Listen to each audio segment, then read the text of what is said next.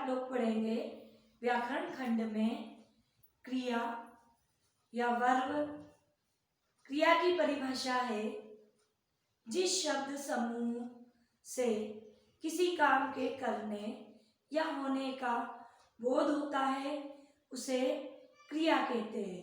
उदाहरण के लिए खाना, पीना, हंसना, दौड़ना, चलना, तैरना, गाना, नाचना आदि। कुछ और उदाहरण हैं, जैसे रामू दूध पीता है, सीता पुस्तक पढ़ती है, गीता गाना गाती है आदि। अब क्रिया के मूल धातु क्रिया किसे कहते हैं यह आप देखेंगे। देखो, क्रिया का मूल रूप धातु कहलाता है।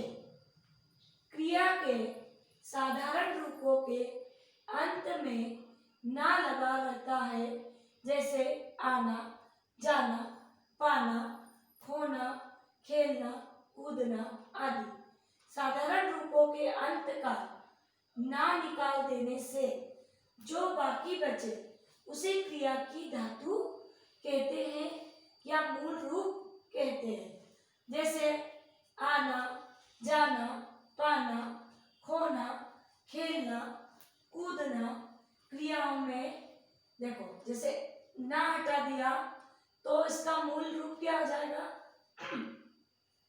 जैसे आ, जाना में ना हटा दिया जा, पाना में तो ना हटा दिया पा, खोना में ना हटा दिया खो, खेलना में ना हटा दिया खेल, कूदना में ना हटा दिया कूद।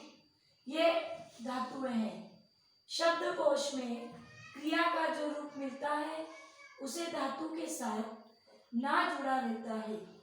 ना हटा देने से धातु शेष रह जाती है। अब क्रिया को दो आधारों पर विभाजित किया जाता है। पहला है कर्म के आधार पर और दूसरा है संरचना के आधार पर। कर्म के आधार पर धातु के दो रूप होते हैं। देखो, जैसे सकर्मक क्रिया और अकर्मक क्रिया। अन्य में आ जाता है द्विकर्मक क्रिया। तो अकर्मक क्रिया जिन क्रियाओं का असर कर्ता पर ही पड़ता है वे अकर्मक क्रिया कहलाती है। हाँ। ऐसी अकर्मक क्रियाओं को कर्म की आवश्यकता नहीं होती है। इसके कुछ उदाहरण हैं। राकेश रोता है, सांप रेंगता है, बस चलती है। कुछ अकर्मक क्रियाएं लजाना, होना, बढ़ना, सोना, खेलना, अकड़ना, डरना, बैठना, हंसना, उगना, जीना, दौड़ना, रोना, ठहरना, चमकना, डोलना, मरना, घटना, जागना, उछलना और कूदना। ये तो हुई आपकी अकर्मक क्रिया है। अब सकर्मक क्रिया है।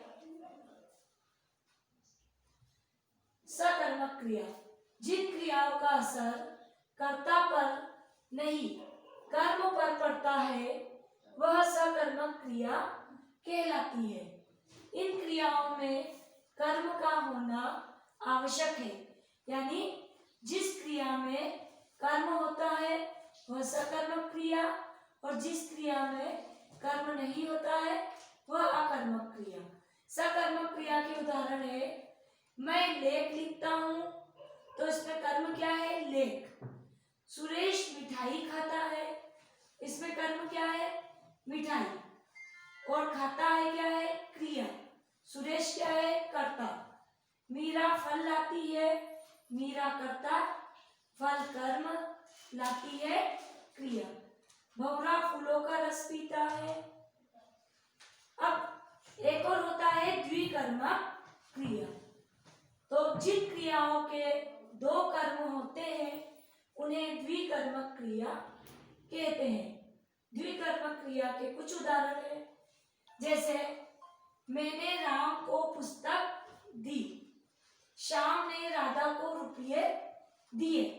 ऊपर के वाक्यों में देना क्रिया है और क्रिया के दो कर्म है, अतः देना द्विकर्मक क्रिया है ना। जैसे श्याम ने, श्याम करता राधा को रुपये, तो राधा और रुपये ये दोनों क्या है, कर्म है, और दिए क्या है, क्रिया है। तो ये हो गई द्विकर्मक क्रिया।